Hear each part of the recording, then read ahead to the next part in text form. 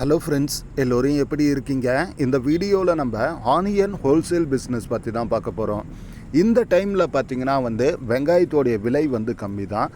But இதுவே பார்த்திங்கன்னா இன்னும் ஒரு மாதத்தில் விலை பார்த்திங்கன்னா பல மடங்கு அதிகமாகும். சரிங்களா? ஏன்னா அந்த மழை காலங்கள் அதிகமாக ஆரம்பிக்கிறப்ப பார்த்திங்கன்னா வெங்காயத்தோடைய விலை பெரிய அளவுக்கு வந்துடும். அது எல்லோருக்குமே தெரியும். ஆல்மோஸ்ட் லாஸ்ட் இயர்லாம் பார்த்திங்கன்னா ஒரு கிலோ 100 ரூபாயை தாண்டுச்சு. ஸோ அதே போல் இந்த வருடமும் விலை மாறுவதற்கான வாய்ப்புகள் பார்த்திங்கன்னா பெரிய அளவுக்கு இருக்குது.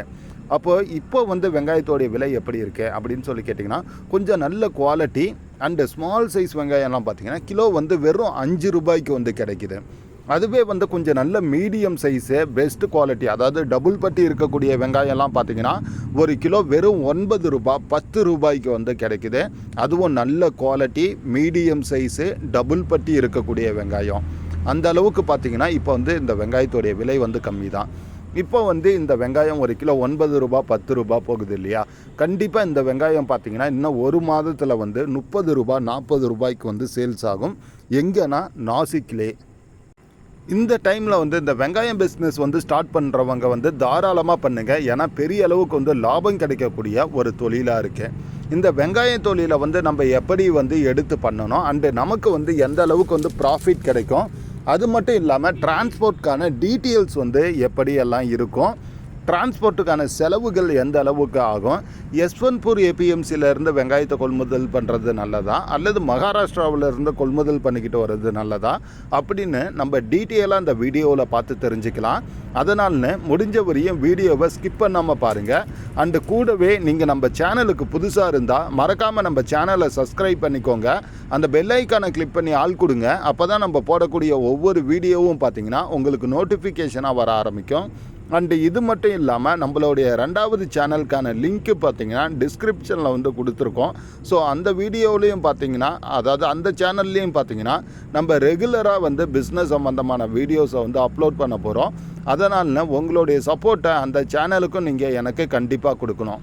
சரி, வாங்க இப்போ நம்ம இந்த நாசிக் ஆனியன் பிஸ்னஸை பற்றி பார்க்கலாம். அது மட்டும் இல்லாமல் டிஸ்கிரிப்ஷனில் பார்த்தீங்கன்னா நாசிக்கில் இருக்கக்கூடிய ஒரு ஆனியன் சப்ளையரோடைய அட்ரஸ் அண்ட் காண்டாக்ட் டீட்டெயில்ஸ் பார்த்தீங்கன்னா கொடுக்குறேன். இவங்க பார்த்தீங்கன்னா ஏபிஎம்சியில் என்ன ரேட்டுக்கு வெங்காயம் சேல்ஸ் ஆகுதோ அதே ரேட்டுக்கு பார்த்தீங்கன்னா நமக்கு சப்ளை பண்ண தயாராக இருக்கிறாங்க. அதாவது எந்த ஒரு கமிஷனுமே இல்லாமல். கூடவே பார்த்திங்கன்னா டிரான்ஸ்போர்ட்டும் இவங்களே ரெடி பண்ணி கொடுத்துருவாங்க. வெங்காயம் வாங்கணும் அப்படின்னு சொல்லி நினைக்கிறவங்க தயவு செஞ்சு நேரடியாக போங்க. நேரடியாக போய் பார்த்து செக் பண்ணி வாங்குங்க. உங்களுக்கு எந்த சைஸ் அண்டு குவாலிட்டியில் இருக்கக்கூடியது பிடிச்சிருக்கோ அதை கொள்முதல் பண்ணிக்கிட்டு இங்கே சப்ளை பண்ண ஸ்டார்ட் பண்ணுங்கள். இப்போ நம்ம நாசிக்கில் இருந்து வெங்காயம் கொள்முதல் பண்ணுறப்ப பார்த்திங்கன்னா எப்பயுமே மீடியம் சைஸோ அல்லது பெரிய சைஸோ கொள்முதல் பண்ணுங்கள். ஸ்மால் சைஸ் அந்த அளவுக்கு நம்ம ஏரியாவில் மூவ் ஆகாது. சரிங்களா? அதாவது பார்த்திங்கன்னா அந்த ஸ்மால் சைஸ் எல்லாம் பார்த்திங்கன்னா லாட் ஐட்டம்னு சொல்லுவாங்க. அப்படி இல்லைனா கோல்டி அப்படின்னு சொல்லுவாங்க. நம்ம ஏரியாவில் மூவ் ஆகக்கூடியது பார்த்திங்கன்னா அந்த கொல்ட்டா ஐட்டம் நல்லா மூவ் ஆகும். சரிங்களா? அதுக்கு அடுத்ததாக கொஞ்சம் நல்ல பெரிய சைஸு. ஸோ இந்த சைஸில் இருக்கக்கூடிய வெங்காயம் தான் பார்த்திங்கன்னா நம்ம ஏரியாவில் அதிகமான அளவுக்கு சேல்ஸ் ஆகும். இப்போது நாசிக்கில் இருந்து கொள்முதல் பண்ணிக்கிட்டு சேல்ஸ் பண்ணுறது பெஸ்ட்டாக அல்லது யஸ்வந்த்பூர்லேருந்து கொள்முதல் பண்ணிக்கிட்டு சேல்ஸ் பண்ணுறது பெஸ்ட்டாக அப்படின்னு சொல்லி கேட்டிங்கன்னா, நீங்கள் கம்மியான அளவுக்கு கொள்முதல் பண்ணுற மாதிரியாக இருந்தால் யஸ்வந்த்பூர்லேருந்து கொள்முதல் பண்ணிக்கோங்க. ஏன்னு பார்த்தீங்கன்னா டிரான்ஸ்போர்ட் உங்களுக்கு இங்கே கொஞ்சம் ஈஸியாக கிடச்சிரும். ஸோ நாசிக்கிலேருந்து வரப்போ பார்த்தீங்கன்னா அங்கே மினிமம் ஒரு 5 டன்னு கம்மி இல்லாமல் கொள்முதல் பண்ணால் தான் உங்களுக்கு டிரான்ஸ்போர்ட் கிடைக்கும். ஸோ அதனால தான் நம்ம சொல்கிறோம். அப்போ யஸ்வந்த்பூருக்கும் நாசிக்கும் என்ன வித்தியாசம் அப்படின்னு சொல்லி கேட்டிங்கன்னா, ஸோ யஸ்வந்த்பூரோட கம்பேர் பண்ணி பார்க்குறப்ப நாசிக்கில் வெங்காயத்தோடைய குவாலிட்டி கொஞ்சம் நல்லாயிருக்கும். அதுக்கு அடுத்து பார்த்திங்கன்னா ப்ரைஸும் கொஞ்சம் கம்மி. ஸோ என்ன தான் டிரான்ஸ்போர்ட்டில் அதிகமான அளவுக்கு கொஞ்சம் வித்தியாசங்கள் இருந்தாலும் உங்களுக்கு ஓவராலாக நீங்கள் எல்லாமே செக் பண்ணி பார்க்குறப்ப பார்த்திங்கன்னா கிலோவுக்கு 1 ரூபா 1.5 ரூபா அல்லது சில டைம் பார்த்திங்கன்னா 2 ரூபா 3 ரூபா. இதுவே இந்த பெரிய சைஸ் வெங்காயத்துக்கெலாம் பார்த்திங்கன்னா 4 ரூபா 5 ரூபா இந்த அளவுக்கு வரையும் வித்தியாசங்கள் இருக்குது. அதுக்கு ஏற்ற மாதிரி நீங்கள் கொள்முதல் பண்ணுற மாதிரியாக இருந்தால் தாராளமாக பார்த்திங்கன்னா நாசிக்கில் இருந்து கொள்முதல் பண்ணிக்கிட்டு சேல்ஸ் பண்ணுறது பெஸ்ட்டு அப்படின்னு நான் சொல்லுவேன். அடுத்து டிரான்ஸ்போர்ட்டுக்கான செலவுகள்லாம் எவ்வளோ ஆகும் அப்படின்னு சொல்லி கேட்டிங்கன்னா, ஸோ ஆவரேஜாக பார்த்திங்கன்னா அதாவது 5 ரூபாயிலேருந்து 6 ரூபா வரையும் பார்த்திங்கன்னா வரும். சில ஏரியாவில் பார்த்திங்கன்னா 6 ரூபா 50 காசு இந்த மாதிரியான வர்றதுக்கான வாய்ப்புகளும் பார்த்திங்கன்னா இருக்குது. ஏன்னா அந்த டிஸ்டன்ஸு தான் ரொம்ப முக்கியம். ஸோ டிஸ்டன்ஸை பொறுத்து தான் பார்த்திங்கன்னா அந்த டிரான்ஸ்போர்ட் செலவு அப்படிங்கிறது ஆகும். ஸோ ஆவரேஜாக ஒரு ₹6 ₹6.50 அப்படின்றது வந்து காமனாக வச்சுக்கோங்க. இப்போ எக்ஸாம்பிள் பார்த்திங்கன்னா வந்து இதுவே வந்து அந்த கிருஷ்ணகிரி, தர்மபுரி, சேலம் இந்த லைனில் இருக்கிறவங்களுக்கெல்லாம் கொஞ்சம் கம்மியாக வரும். அடுத்தது இந்த திருச்சி, மதுரை, கன்னியாகுமரி, நாகர்கோவில் இந்த லைனில் இருக்கிறவங்களுக்கெல்லாம் பார்த்திங்கன்னா அந்த டிரான்ஸ்போர்ட் செலவு வந்து இன்னும் கொஞ்சம் அதிகமாகும். ஸோ ஏன்னா அந்த டிஸ்டன்ஸ் வந்து மாறுபடும். அந்த டிஸ்டன்ஸுக்கு ஏற்ற மாதிரி தான் பார்த்திங்கன்னா டிரான்ஸ்போர்ட்கான செலவுகளும் வந்து மாறும். இப்போ நல்ல மீடியம் சைஸ் எல்லாம் பார்த்தீங்கன்னா ₹9 ₹10 வந்து நாசிக்கில் உங்களால் வாங்கிட முடியும். அதே வெங்காயம் பார்த்தீங்கன்னா அதே குவாலிட்டியில் இருக்கிறது நீங்கள் வந்து யஸ்வந்த்பூரில் வாங்குறப்ப பார்த்தீங்கன்னா வந்து 13, 14 இந்த ரேட்டுக்கு வந்து வந்துடுது. ஸோ அப்போ ஆவரேஜாக பார்த்தீங்கன்னா டிரான்ஸ்போர்ட் எல்லாம் வந்து செக் பண்ணி பார்க்குறப்ப உங்களுக்கு தாராளமாக கிலோவுக்கு ₹2 வரையும் மிச்சமாகும். ஸோ இதுவே நீங்கள் ஒரு 5 டன் எடுக்கிறீங்கன்னா உங்களுக்கு பார்த்தீங்கன்னா ₹10,000 வரையும் அந்த இன்வெஸ்ட்மெண்ட் அப்படின்றது வந்து குறையும். இதுதான் பார்த்தீங்கன்னா வந்து வித்தியாசம். இப்போ வந்து நீங்கள் வெங்காயத்தை வந்து கொள்முதல் பண்ணிட்டு வரதை உடனே கைமாற்றுற மாதிரியா இருந்தாலும் கைமாற்றலாம். அப்படி இல்லைனா நீங்கள் ப்ராப்பராக வந்து ஸ்டாக் மெயின்டைன் பண்ணி அந்த தீபாவளி டைமில் மார்க்கெட் கொண்டு வரப்போ பார்த்தீங்கன்னா உங்களுக்கு கிடைக்கக்கூடிய லாபங்கள் வந்து இன்னமும் வந்து அதிகமாகும். சரிங்களா?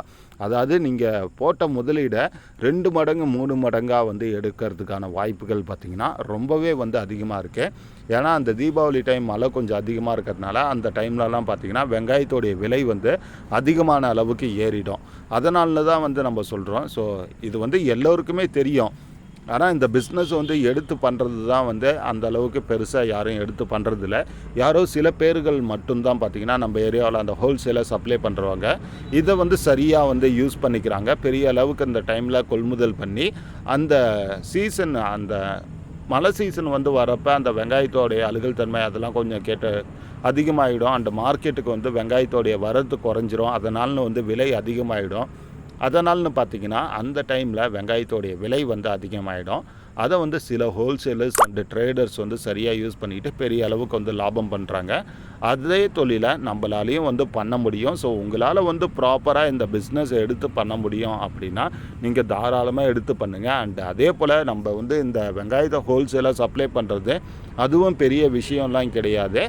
ஆல்ரெடி ஒவ்வொரு டிஸ்ட்ரிக்ட்லேயும் பார்த்திங்கன்னா வெஜிடபிள் ஹோல்சேல் மார்க்கெட் இருக்குது. அங்கே கொண்டு போயிட்டு நம்ம வந்து சப்ளை பண்ணலாம். அண்ட் அதுக்கு அடுத்து பார்த்திங்கன்னா ஹோட்டல்ஸில் வந்து நம்ம ஆர்டர்ஸ் எடுத்து அவங்களுக்கு வந்து சப்ளை பண்ணலாம். இது மட்டும் இல்லாமல் நம்ம ஏரியாவை பொறுத்தவரையிலையும் அந்த தினசரி வார சந்தை அப்படிங்கிறதும் செயல்படுது. ஸோ அங்கேயும் கொண்டு போயிட்டு சேல்ஸ் பண்ணுறப்ப பார்த்திங்கன்னா நம்மளுடைய சேல்ஸ் வேல்யூ வந்து இன்னமும் அதிகமாகும். அதே போல் பார்த்திங்கன்னா ரூட்டில் வந்து கொண்டு போயிட்டு சேல்ஸ் பண்ணலாம். அதாவது ஒவ்வொரு ஏரியாவாக வந்து டாடா ஏசியில் கொண்டு போயிட்டு சேல்ஸ் பண்ணுறதுலாம் பார்த்திங்கன்னா இன்னமும் நம்மளுடைய லாபத்தை வந்து அதிகமாகும். சேல்ஸ் வேல்யூவும் பார்த்திங்கன்னா இன்க்ரீஸ் ஆகும். ஸோ இந்த மாதிரி வந்து பல வகையில் வந்து நம்மளால் வந்து மார்க்கெட்டிங்கை வந்து பண்ண முடியும். இந்த வெங்காய பிஸ்னஸ் வந்து ப்ராப்பராக நீங்கள் கையாளுறப்ப உங்களுக்கு நல்ல லாபம் கொடுக்கக்கூடிய ஒரு தொழிலாக இருக்கும். அதே போல் நீங்கள் சரியாக மெயின்டெனன்ஸ் பண்ணலன்னா அந்த அழுகல் தன்மை வர்றதுக்கான வாய்ப்புகளும் இருக்குது. அதனால தான் சொல்கிறோம், உங்களால் ப்ராப்பராக பண்ண முடியும்னா இந்த பிஸ்னஸ் வந்து நீங்கள் தாராளமாக ஸ்டார்ட் பண்ணுங்கள். மற்றபடி இந்த வீடியோவை பற்றினா உங்களுடைய கருத்துக்களை மறக்காமல் கமெண்டில் சொல்லுங்கள். அண்டு வீடியோ பிடிச்சிருந்தா ஒரு லைக் அண்டு ஷேர் பண்ண மறக்காதீங்க. எல்லாத்த விட முக்கியமாக நம்மளுடைய சேனலை மறக்காமல் சப்ஸ்கிரைப் பண்ணிக்கோங்க. கூட அந்த பெல் ஐக்கானை கிளிக் பண்ணி ஆள் கொடுக்க மறக்காதீங்க ஃப்ரெண்ட்ஸ். தேங்க்யூ.